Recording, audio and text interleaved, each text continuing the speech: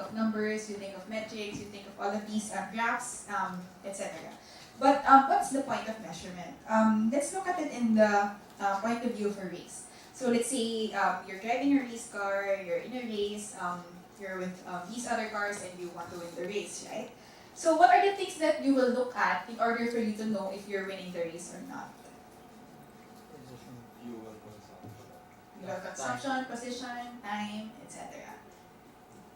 You have probably the nearest, the one in your nearest field of view would be your dashboard. So fuel consumption, am I overheating? How's my RPM?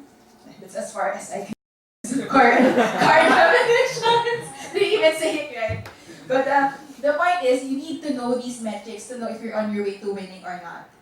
If you have, let's say, if your car overheated, but you still won the race, what's the thing that will matter more? Your car overheated or you won the race?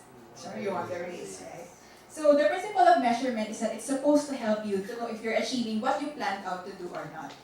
So if you're just measuring for measurement's sake, meaning I have a, someone give me a more something else to measure on a car other than the fuel consumption rate.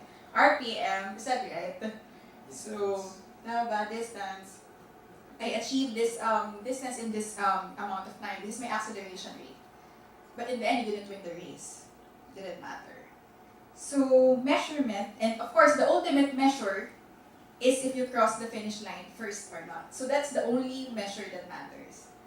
So those are actually the principles of measurement. In digital, you will see a lot of metrics. You'll be drowned in a lot of numbers.